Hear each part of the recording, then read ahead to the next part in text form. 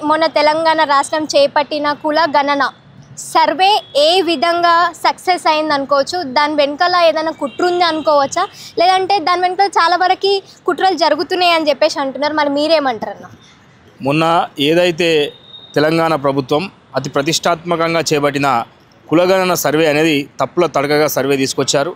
దాన్ని ఎటువంటి కూడా సైంటిఫికల్గా కానీ లేదా హేతుబద్ధంగా నిజాయితీతో కూడిన సర్వే కాదు. అది అన్ని తప్పులు, అబద్ధాలు, అక్రమాలు, అన్యాయంతో కూడిన సర్వేగా మేమందరం భావిస్తున్నాము. ఎందుకంటే 2014 జరిగిన ఎస్కేఎస్ సర్వే ప్రకారము లేదా దీని ప్రకారం కూడా దాదాపు 21 లక్షల బీసీ జనాభాను తక్కువ చేసి చూపించారు. అదేవిధంగా 1,67,000 మంది ముస్లిం జనాభాను తక్కువ చేసి చూపించారు. అదేవిధంగా 1,75,000 ఎస్సీ జనాభాను చేసి తక్కువ చేశారు. అనూహ్యంగా అసలు ఏదో కొత్తగా ప్రపంచంలో ఒక వింతలాగా 15,75,000 మంది ఓసీ జనాభాను ఏడికెళ్ళి పుట్టించారు అనేది ఈ సర్వేకి తెలవాలి.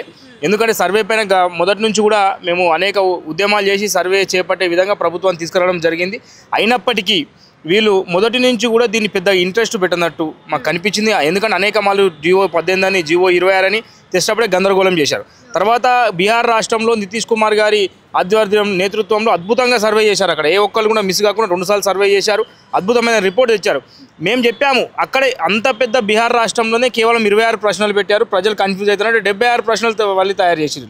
ఆ రోజు కూడా చెప్పినాం ప్రజలు కన్ఫ్యూజ్ అవుతారంటే మళ్ళీ ప్రజల్లో చైతన్యం తెచ్చి ఖచ్చితంగా మన కులం చెప్పాలి, మన జనాభా చెప్పాలి అనే విధంగా మేము ప్రజలను ఎడ్యుకేట్ చేయడం జరిగింది. దాంతో చెప్పడం కూడా జరిగింది.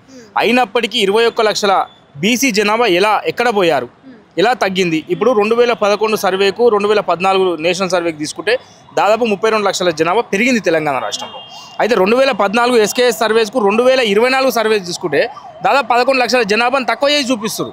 అరే ఎన్ని కుటుంబాలు పెరిగినాయి, ఎంత జనాభా పెరిగారు, జనాభా ఇలా తక్కువ అవుతుంది. 3,56,00,000 జనాభాని వీళ్ళు చూపిస్తున్నారు. దాదాపు 4,15,00,000 పైచిలకు జనాభా తెలంగాణ రాష్ట్రంలో ఉన్నారు. అంటే వీళ్ళు కావాల్సుకొని కుట్రపూరితంగా బీసీల జనాభా బయటికి వెళ్తే ఆర్థికంగా, రాజకీయంగా, విద్యాపరంగా వీళ్ళు ముందుకు పోతారు.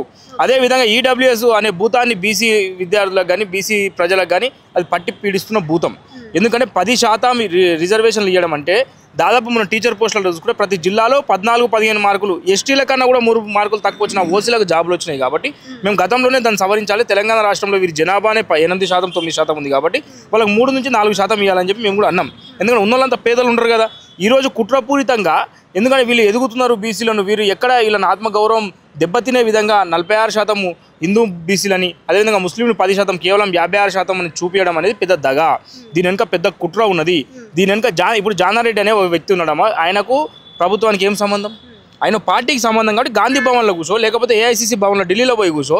నువ్వు సమీక్షించినప్పుడల్లా, ఈ కులగణన సబ్జెక్ట్ వచ్చినప్పుడల్లా నువ్వు మంత్రి మండలిలో లేదా సమీక్షలో నీకేం పని ముఖ్యమంత్రి పక్కన కూర్చోవడం?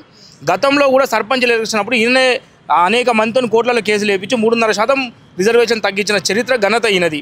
అదేవిధంగా ఈరోజు ఈడబ్ల్యూఎస్కు దెబ్బతినకుండా, అదేవిధంగా బీసీలు రేపు పొద్దున ఎదిగితే ఈ నియోజకవర్గాల్లో వీళ్ళ పట్టుపోతుందని, అగ్రకుల ఆధిపత్యం దెబ్బతింటుందని ఆ కుట్రతోని బీసీల జనాభా తక్కువ చేసి చూపించారు. దీన్ని పూర్తి స్థాయిలో వ్యతిరేకిస్తున్నాం. ఎందుకంటే మనం చూసాము జనాభా లెక్కలు చేసేటప్పుడే తార్నాక బస్టాండ్లో 15-20 ఫాములు పడిపోయాయి.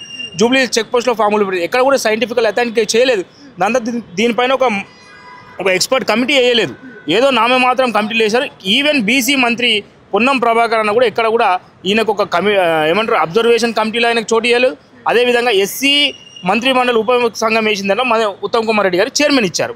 అంటే ఇక్కడ మనకి రేవంత్ రెడ్డి కూడా ప్రజలు మాకు సహకరించలేరు, కొన్ని అవి కూడా మిస్ అయిపోయినాయి అని చెప్పేసి చెప్పడం జరుగుతుంది కదా. మిస్ అయినది కేవలం 3.5%. అంటే 14 లక్షల జనాభానే. ఇక్కడ దాదాపు తక్కువ చూపించేది 60 లక్షల జనాభా. మిస్ అయింది కూడా ఆయన ఏమన్నాడు, స్వయంగా ముఖ్యమంత్రి వర్యులే మా కులాలో ఉన్న సంపన్నులే డేటా అయ్యలేదు అని ఓపెన్గా చెప్పిండు. మీ కులాలో ఉన్న సంపన్నులు లేకపోతే ఆల్రెడీ మీద 16% ఓసీలను 8% నుంచి 16% తీసుకొచ్చిన వాళ్ళను, బీసీలను, ఎస్సీలను, అదేవిధంగా మైనార్టీలను తక్కువ చేసినావు. మళ్ళీ మీ దాంట్లో సంపన్నులు లేనప్పుడు ఈ 16% ఎడికెళ్ళి వచ్చినా మిగిలిపోయిన 14 లక్షల మంది ఎక్కడ వచ్చారు? హైదరాబాద్లో పూర్తి స్థాయిలో సర్వే జరగలేదు. గ్రామీణ సరే మీరు నిజంగా మంచి సర్వే చేసిన అంటారు కదా, నిజంగా మీరు నిజాయితీతో చేసారు కదా. ఈ రాష్ట్రంలో ఉన్న 12,200 గ్రామ పంచాయతీ ఉన్నాయి. ఏ గ్రామ పంచాయతీకి ఆ గ్రామ పంచాయతీ మీరు చేసిన డేటా అతికించండి, మీ తేట తెల్లమవుతుంది. పబ్లిక్ డొమైన్లో పెట్టండి. ఎందుకు పెడతలేరు మీరు పబ్లిక్ డొమైన్లో పెడితే మీ భాగవతం మీ బట్టబయతలు అవుతుందని, అదేవిధంగా మసిబూసి మాడికాయ చేస్తే మాత్రం తెలంగాణ ప్రజలు నమ్మే విధంగా లేరు. ఏదైతే రాహుల్ గాంధీ గారు ఎక్స్రే అన్నారు, కనీసం మీరు ఎక్స్రే కాదు కలర్ జిరాక్స్ కూడా తీసే పరిస్థితి మీరు లేదు.